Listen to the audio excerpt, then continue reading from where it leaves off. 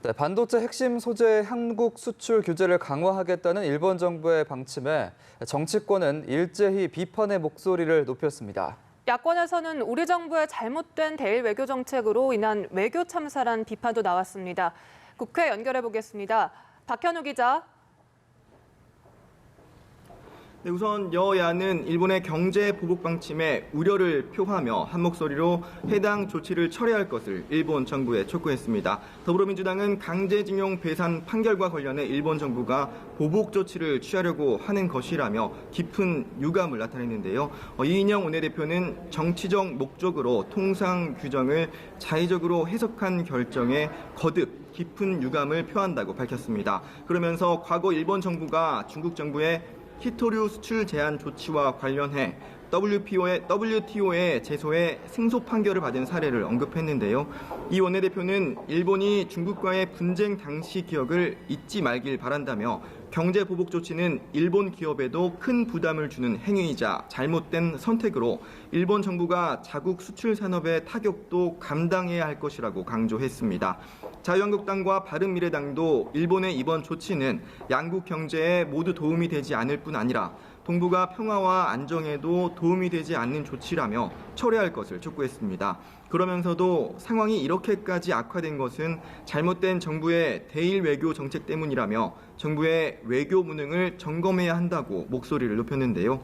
나경원 한국당 원내대표는 외교부는 최악의 사태가 벌어질 때까지 그저 방관만 하고 있었다며 감정 외교와 갈등 외교가 가져온 외교 참사라고 지적했습니다.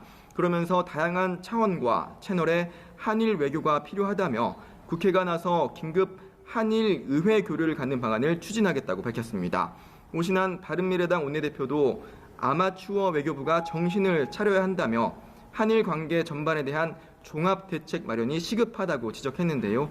원내대표는 쇼나 이벤트가 아닌 기업 피해를 최소화할 수 있는 외교력을 보여야 한다고 강조했습니다. 네, 이런 가운데 북한 어선의 삼척항 입항에 대한 국정조사를 두고 여야가 입장차를 보이면서 완전한 국회 정상화 논의의 차질이 예상된다고요. 네, 민주당은 한국당과 바른미래당이 제출한 북한 어선 사건과 관련한 국정조사 요구를 받아들이기 힘들다는 입장입니다. 이인영 원내대표는 해당 국정조사는 관련 상임위나 대정부 질의를 통해 충분히 논의할 수 있다고 생각한다며 북한 어선 사건에 대한 국정조사 요구가 완전한 국회 정상화 논의에 걸림돌이 되지 않길 바란다고 밝혔습니다. 이어 지각국회가 정쟁을 벌이고 민생 입법과 즉각적 추경 심사를 요구하는 민의에 마땅히 부응해야 한다며 한국당은 국민 뜻과 함께할 건지 정쟁의 길을 선택할 건지 다시 돌아봐야 한다고 강조했습니다.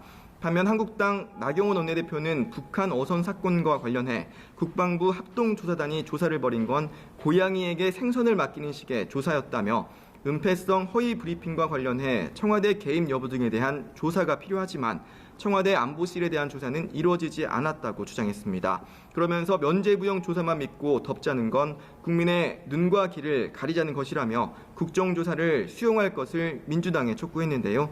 특히 나 원내대표는 북한 어선 입항 당시 이를 발견한 뒤 최초로 신고하고 사진 촬영을 한 주민을 오늘 오후 국회로 초청해 간담회를 갖는 등 대여 압박 행보를 이어간다는 계획입니다.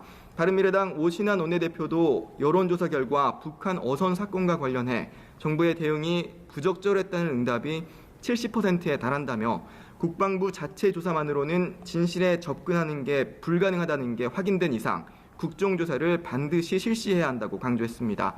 이런 가운데 바른미래당과 정의당, 민주평화당은 오늘 오전 기자회견을 열고 최근 민주당과 한국당의 합의안과 관련한 입장을 발표했습니다.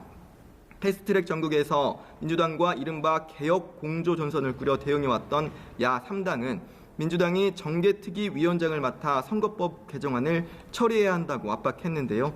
한국당과 민주당의 대치 속 민주당과 야 3당과의 공조마저 흔들릴 가능성이 있어 완전한 국회 정상화 논의에 또 다른 변수로 작용할 수 있다는 관측도 나오고 있습니다. 지금까지 국회에서 연합뉴스TV 박현우입니다.